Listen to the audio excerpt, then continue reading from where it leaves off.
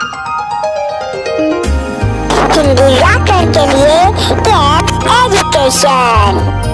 नमस्कार दोस्तों, आज हम माध्यमिक शिक्षा बोर्ड द्वारा जो पाठ्यक्रम हटाया गया है कक्षा 10 अनिवार्य हिंदी में, उसकी हम चर्चा करेंगे। तो जैसा कि आपको पता है, माध्यमिक शिक्षा बोर्ड राजस्थान अजमेर परीक्षा 2021 के लिए हटाया गया भाग। तो विषय इसमें जैसे अनिवार्य हिंदी बताया गया है कि अनिवार्य हिंदी में कौन कौन से जो आपके चैप्टर हैं वो हटा दिए गए हैं। तो सबसे पहले बात करते हैं, तो इसमें पुस्तक है आपके भैया व्याकरण। तो व्याकरण जो है, उस व्याकरण में कौन सा भाग हटाया गया है? तो देखिए, व्याकरण में आपके खंड 1 में आता है अपठित बोध गद्यांश। तो इसमें क्या होता है भैया, दो आपके आते हैं, तो गद्यांश आता है, एक अपठित पद्यांश आता है। तो अपठित गद्यांश है वो आपके हटा दिया गया है, अपठित गद्यांश इसमें से हटाया गया है। उसके बाद हम चर्चा करें तो आगे बात करते हैं, जिसमें आपके जो है वो है व्याकरण, व्यावहारिक व्याकरण। तो व्यावहारिक व्याकरण में आपके एक तो आता है क्रिया, आपके क्रिया हटा दी गई है। दूसरा है विशेषण, ये भी आपके हटा दिया गया है। उसके बाद कारक, ये भी हटा दिया गया है। काल और वाच्य, यानी कि कुल मिलाकर के व्याकरण से आपके 6 टॉपिक हैं वो हटा दिए गए हैं। 6 टॉपिक इसमें से हटाए गए हैं।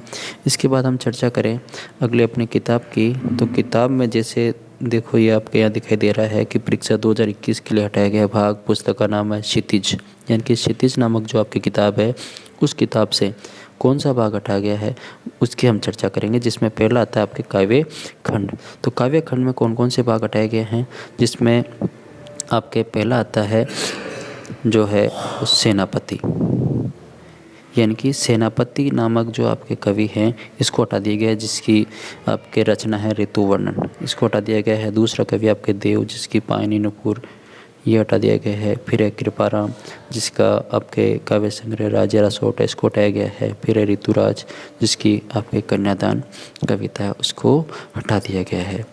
इसके बाद हम चर्चा करें आगे गद्य खंड की। तो गद्य खंड में भैया जो आपके हटाए गए हैं वो है टॉपिक आपके गद्य खंड की बात करें तो लक्ष्मी नारायण रंगा, जिसकी रचना है अमर शहीद, इसको हटा दिया गया है। सागरमल गोपावली जो रचना है उसको हटा दिया गया है। फिर है रामप्रक्ष लेखक, इनकी जो रचना है लोक संत दादू दयाल, इसको भी इसमें से हटा दिया गया है। फिर आते हैं लोक संत पीपा, जो एक संकलित है, इसको भी हटा दिया गया है। यानी कि ये जो 3 टॉपिक जो हैं ये हटा दिए गए। एक चौथा टॉपिक जो ये इसी वर्ष आपके कोर्स में जुड़ा था, लैंगिक एक समानता एवं महिला उत्पीड़न, तो इसको भी इसमें से हटा दिया गया है। कहने का मतलब 4 खंड हैं वो आपके गद्य के हैं और 4 खंड आपके पद्य के हैं, उनको इसमें से हटा दिया गया है। 4 आपके गद्य के हैं, 4 आपके पद्य के हैं, यानी कि कुल मिलाकर के 8 जो खंड हैं, 8 खंड आपके इसमें से हटाए गए हैं। और व्याकरण की हम बात करें तो व्याकरण के भी कितने हैं आपके 6 खंड, 6 खंड आपके व्याकरण के हैं, यानी कि 6 खंड व्याकरण के प्लस 4 गद्य के प्लस आपके 4 हैं वो आपके गद्य और पद्य, यानी गद्य के 4 और पद्य के 4, तो कुल मिलाकर के आपके ये हो जाते हैं 14 खंड। 14 खंड है वो आपके हटा दिए गए हैं। कहने का मतलब अब जो अपना कोर्स होगा वो बोर्ड एग्ज़ाम में 60%, अभी 60% बताया गया है कि 60% कोर्स आपके एग्ज़ाम में होगा। आने वाले समय में ये कहा जा रहा है कि कोर्स को 50% कर दिया जाएगा, यानी कि 50% कोर्स आपके होने वाला है, ऐसी संभावना की जा रही है। लेकिन हमें ये जो 60% कोर्स है इसी के आधार पर तैयारी करनी है, इन्हीं अध्यायों को हमें पढ़ना है। 60% कोर्स की तैयारी करनी है और इसी के आधार पर हमें तैयारी करनी है। कहा जा रहा है कि एग्ज़ाम है वो आपके मार्च में होने हैं। अभी जो सूचना मिली है उसके आधार पर मार्च 2021 में आपके बोर्ड एग्ज़ाम होने को हैं। हो सकता है कि बोर्ड एग्ज़ाम आगे हो जाए, उसका समय परिवर्तन किया जाए, लेकिन अभी हमें मार्च 2021 इसी के आधार पर हमें तैयारी करनी है। अब हम चर्चा करेंगे कि माध्यमिक शिक्षा बोर्ड राजस्थान अजमेर परीक्षा 2021 के लिए जो संशोधित पाठ्यक्रम है वो आपके कौन सा है। अपना विषय है वो अनिवार्य हिंदी है। अनिवार्य हिंदी में हम जानेंगे कि कौन सा आपके पाठ्यक्रम का हिस्सा है जो आपके रखा गया है। तो अपनी पुस्तक है वो है अपनी क्षितिज नामक पुस्तक। उस क्षितिज नामक पुस्तक में हम जानेंगे कि कौन कौन से अध्याय हैं वो हमारे को पढ़ने हैं जो हमारे बोर्ड एग्ज़ाम में आने वाले हैं। आपके पास आता है गद्य खंड। तो गद्य खंड में आपको पढ़ना है नंबर 1 पे भारतेंदु हरिश्चंद्र, जिसकी रचना है एक अद्भुत और अपूर्व स्वप्न। ये वाला अध्याय में पढ़ना है। उसके बाद नंबर 2 पे आता है मुंशी प्रेमचंद। तो मुंशी प्रेमचंद का जो अध्याय है ईदगाह है। ईदगाह नामक ये अध्याय हामिद वाला जो पाठ है वो हमें पढ़ना है। उसके बाद 3 नंबर पे आता है महावीर प्रसाद द्विवेदी। तो द्विवेदी द्वारा जो लिखा गया पाठ है स्त्री शिक्षा के विरोधी कुतर्कों का खंडन, इस अध्याय को हमें पढ़ना है। उसके बाद आता है मोहन राकेश। तो मोहन राकेश का अध्याय है आपके आखिरी चट्टान। आखिरी चट्टान वाले अध्याय को हमें पढ़ना है। और अंतिम जो गद्य खंड में अपना अध्याय आता है वो आता है रामधारी सिंह दिनकर का। रामधारी सिंह दिनकर जी ने आपके अध्याय रचा है वो है ईर्ष्या तूने गई मेरे मन से। इस अध्याय को भी हमें पढ़ना है। और इसके बाद सड़क सुरक्षा से संबंधित जो शिक्षा है, सड़क सुरक्षा वाले चैप्टर को भी हमें पढ़ना है, जिसमें सड़क से संबंधित आपके सुरक्षा से संबंधित सड़क की सुरक्षा संबंधी जो आपके शिक्षा है उससे जुड़ी बातें उसमें बताई गई है, उसका हम अध्ययन करेंगे। कहने का मतलब यहाँ पे हमें 5 तो जो टॉपिक है अध्याय हैं वो पढ़ने हैं और उसके बाद एक टॉपिक आपको अन्य वाला पढ़ना है। तो इस प्रकार हमें इसमें 6 टॉपिक पढ़ने हैं। कुल मिलाकर के हमें पढ़ने कितने हैं? 6 टॉपिक हमें इसमें पढ़ने हैं। 6 टॉपिक गद्य के हमें पढ़ने हैं। यानी कि जो अध्याय हटा दिए गए हैं, हटाने के बाद भी अब हमें 60% जो आपके कोर्स है, यानी कि 60% जो आपका कोर्स बोर्ड एग्ज़ाम में आएगा उसमें हमें 6 अध्यायों को सड़क सुरक्षा वाले के साथ मिलकर के हमें 6 अध्यायों को इसमें पढ़ना होगा। अब इसके बाद बात आती है अपने काव्य खंड की, कि काव्य खंड में आपके कौन सा हिस्सा है जो हमें पढ़ना है। तो काव्य खंड में आ जाइए भैया।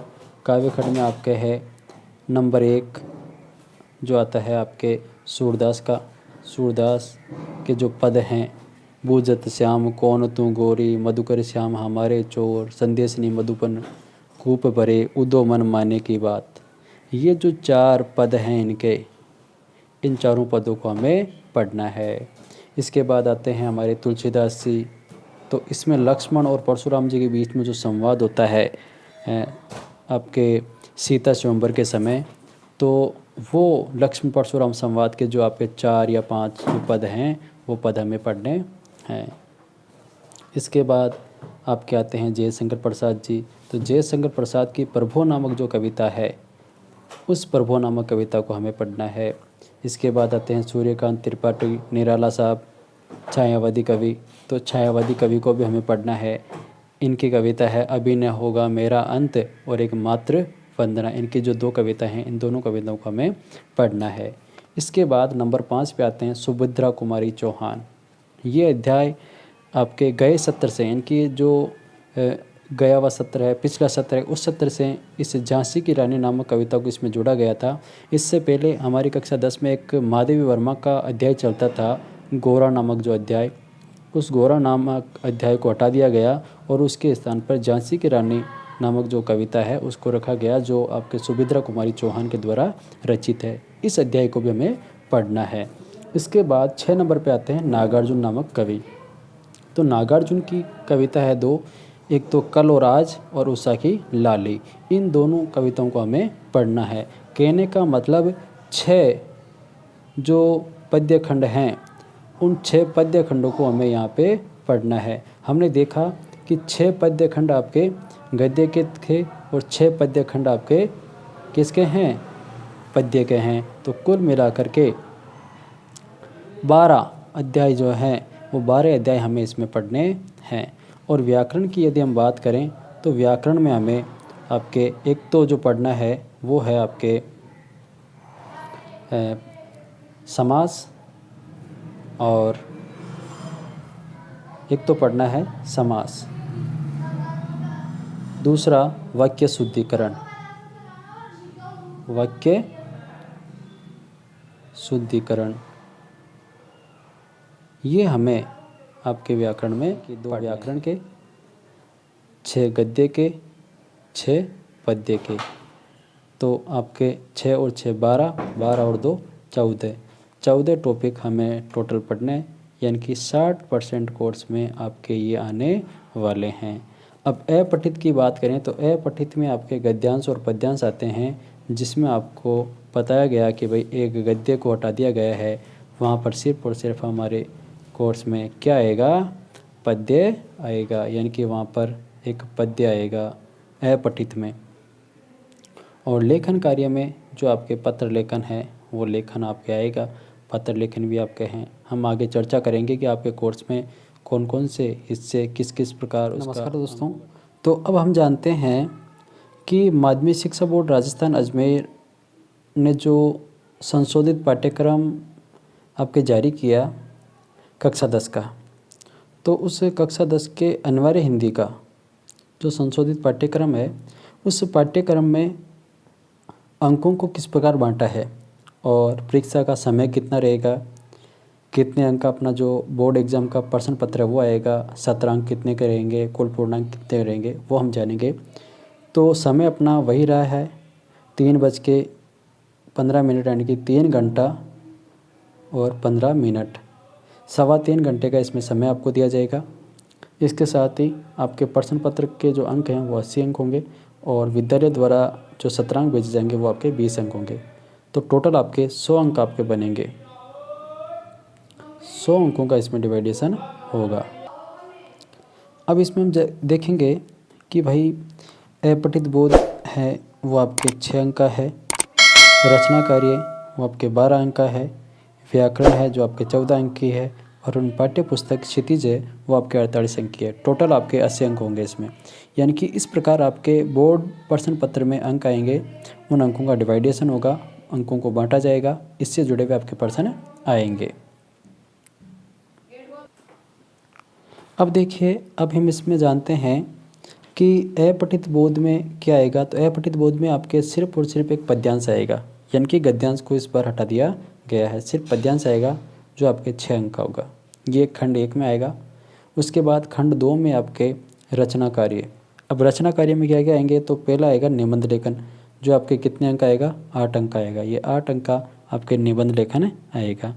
उसके बाद पत्र लेखन, जिसमें एक कार्यालय पत्र आएगा और एक व्यावसायिक पत्र आएगा, तो ये आपके 4 अंक का होगा। यानी कि 12 अंक की जो व्याकरण है, जो रचना कार्य है, रचना कार्य में 8 अंक का निबंध और 4 अंक के आपके पत्र लेखन होगा। उसके बाद हम बात करें तो वो है व्याकरण खंड 3। तो इसमें समास हैं, वो समास आपके 4 अंक के होंगे। उसके बाद हम बात करें तो वाक्य शुद्धिकरण। वाक्य शुद्धिकरण आपके कितने अंक का होगा, 4 अंक का होगा। मुहावरे वो आपके 4 अंक के होंगे और लोकोक्ति आपके 2 अंक की होगी। तो इस प्रकार कुल मिलाकर के 14 अंक की आपके क्या होगी, व्यावहारिक व्याकरण होगी। इस प्रकार 14 अंक का आपका व्यावहारिक व्याकरण, जिसमें समास, वाक्य शुद्धिकरण, मुहावरे और लोकोक्तियाँ होगी। अब इसके बाद हम बात करें अपनी पाठ्य पुस्तक। तो पाठ्य पुस्तक में हम बात करें तो देखिए, इसमें आपके जो पाठ्य पुस्तक है वो अपनी क्षितिज जो पाठ्य पुस्तक है, उस पाठ्य पुस्तक में एक आएगी व्याख्या गद्य भाग से, जो विकल्प सहित यानी कि अथवा वाला होगा, अथवा में आएगी, जिसमें से आपको जो उचित लगे वो हम कर सकते हैं। जैसे हमें कि भाई ऊपर वाली व्याख्या आ रही है वो कर लें, उसके नीचे वाली अथवा वाली आ रही है वो कर लें, तो ये विकल्प सही होगी। ये आपके 6 अंक की होगी गद्य की, और एक व्याख्या आपके आएगी पद्य की, जो आपके 6 अंक की होगी। तो इस प्रकार कुल मिलाकर के व्याख्या के जो अंक हैं वो आपके 12 अंक होंगे। एक गद्य से आएगी और एक पद्य से आएगी। उसके बाद 2 आपके क्या आएंगे, निबंधात्मक प्रश्न आएंगे। एक गद्य का होगा और एक पद्य का होगा। ये भी आपके 6 अंक के 2 प्रश्न होंगे। ये भी आपके कितने, 12 अंक के होंगे, जिसमें गद्य से भी आपके 2 प्रश्न, यानी कि अथवा के तो 2 प्रश्न आपके गद्य से उठ जाएंगे और 2 प्रश्न आपके पद्य से उठेंगे। उसके बाद अपना अगला भाग आता है वो है 6 लघुतरात्मक प्रश्न होंगे, जिसमें 3 गद्य से और 3 पद्य से होंगे। ये भी आपके 2-2 अंक के होंगे 6 प्रश्न, तो ये भी आपके 12 अंक के होंगे। उसके बाद 4 अति लघुतरात्मक प्रश्न होंगे, जो 2 गद्य से उठेंगे और 2 पद्य से उठेंगे।